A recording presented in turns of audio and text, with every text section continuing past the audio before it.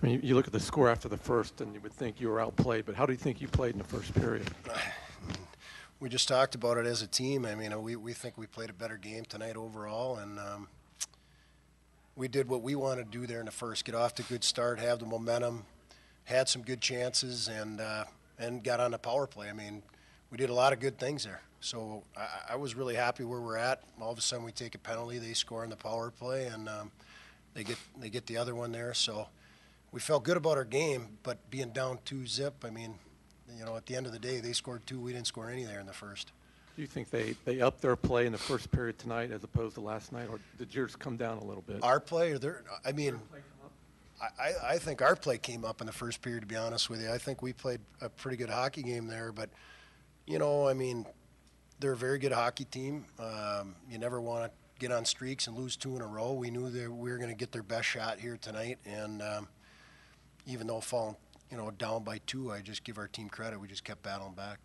How tough is their penalty kill? They're obviously leading the Big Ten in penalty kill percentage, but they seem like they did a tough job, or they didn't allow you to get very many shots on that. Yeah, they did a great job. Sometimes I should say a penalty kill, sometimes you simplify it. And you can watch Wisconsin. They're as simplified as any.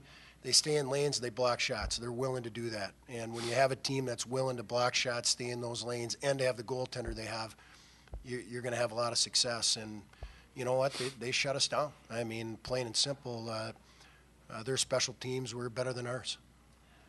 Given that first period and the way you played and you were happy with the play, obviously not the score, was it frustrating going into the second period? What did you tell the team down 2-0?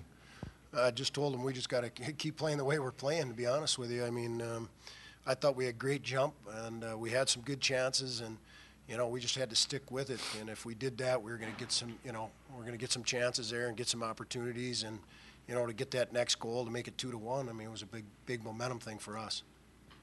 Obviously, McCormick, he gives you a goal. That answer, it probably had to lift your bench just a little bit, knowing that you guys were right back in that game.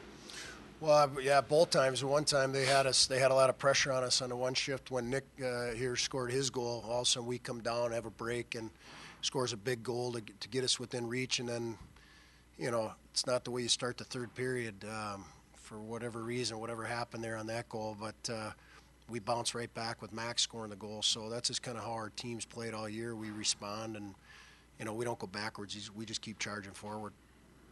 Nick, just reflect on the loss. He had a chance to go into second place going into your open weekend. Just how pivotal was this game to get 3 points? Well, like Coach said, I think we played good. We know we played good, and we know we're close. And I think just that the opportunity is there to just keep climbing in the standings. And we had a bye week ahead of us. We take this week to get better, and that's what we're going to do, and we're going to come back stronger. Steve, the first 2 times you were on the power play against these guys in Madison, you convert. Since then, either they've done some really good scouting on you and adjusted, or you've just not cashed in on your opportunities. What's been the theme there, do you think? I think Shuey stole my notebook. No, they've done a fantastic job. I was just telling these guys, sometimes you can overthink special teams, and they have a great penalty kill. They simplify things, and they stay in lanes. They block a ton of shots. You know what? And that's a will. And when you have a will to block shots and do the little things, you're going to have success. And they prove that, this weekend. Their number 9, Zangerly, he's a guy who gets a lot of assists, seems like quite a playmaker. But that kind of catch you guys a little off guard, just the fact that he was tonight shooting puck on net? I mean, when a skilled player like that, he hasn't gotten this far without scoring any goals. So, he's very capable. He just knows when to get rid of it, and tonight he had that opportunity to shoot it. So, very good player. Nick, take us through your goal, and what did you see coming down the wing? Well, we were in our defensive zone for a long time, played some solid defense, just jumped at the opportunity. Brevik made a good pass off the boards, and defenseman took away the second guy, Dzingel, coming down the other side, and I just took what the goalie gave me, what the defenseman gave me. Luckily, it went in. Ryan this weekend pretty quiet. Do you think they were concentrating on his line pretty much? Well, I don't know if they're certainly concentrating on this line. I know that any team, when you go into playing somebody, you're going to recognize who their leading scorers are. That's for sure. And The one thing I talked to Ryan about too is Ryan does a lot of good things besides just scoring points. And Ryan plays a solid game, and as long as the team does well and he goes out there and plays hard, and if we win games and he doesn't have points, we're all happy. And I think that's the one thing that's really improving in his game. So, yeah, teams might key on him, which they should. I mean, he's a leading scorer in the Big Ten, but we got 3 other lines out there that I think can contribute, and I think that's what makes us dangerous.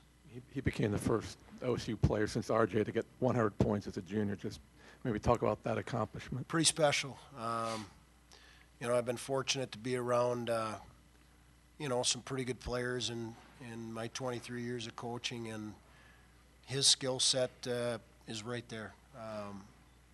He's played a lot of games here in his not quite 3 years. But you certainly got to do some good things to get 100 points, and you're not even done with your junior year yet. So he puts himself in good positions. He's had very good teammates. He's had very good guys around him. But at the end of the day, he works at his craft. He spends hours at his craft. He shoots pucks all the time here. When the lights are off here, he's the one guy that comes back here at night. So there's no secret why you have success. It's the hard work you put into it, and he certainly does that. Do you see a big jump in his play from his sophomore year to this season? I see a big jump in his overall game, and I attribute that to a lot of his success. He's scored points his whole career. He's scored points at every level, but I think he's become more of a two-way player, and I think that's part of his development. So I do see a big jump in his game. Thanks, guys.